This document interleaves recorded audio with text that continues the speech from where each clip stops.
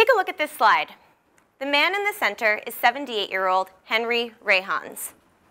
In April 2015, Mr. Rayhans was charged with sexual assault after having sex with his wife in a nursing home.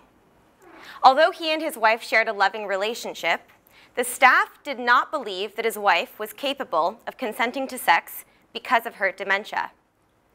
This conviction sparked significant controversy, highlighting the complexities of what it means to consent to sex. Who can consent and who cannot?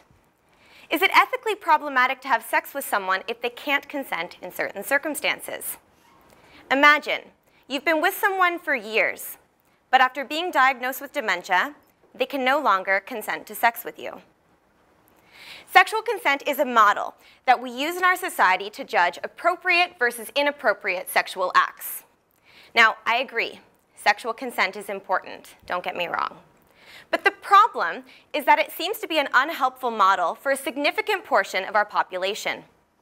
By the year 2030, 75 million people are expected to be diagnosed with dementia worldwide. Couple this number with increased access to a blue little pill, and we have a problem. My research introduces and evaluates 3 new ways that our society can approach the topic of sex for people with dementia.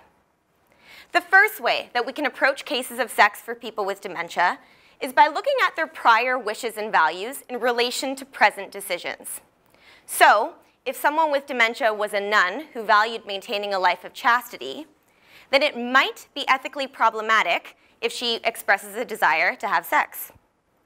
The second way that we can approach these kinds of cases is by actually trying to enable the person with dementia to maintain and express an autonomous decision. So, involving family members and caregivers in the decision-making process might be an option. The third way that we can approach these kinds of cases is by dismissing the importance of consent altogether.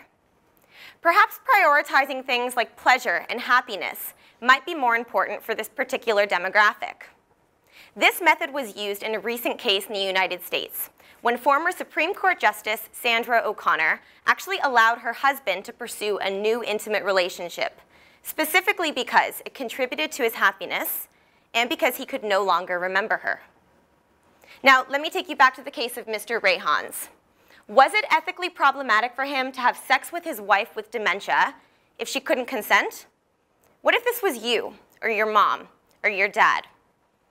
My research helps us to approach these kinds of cases, which will inevitably increase in the very near future.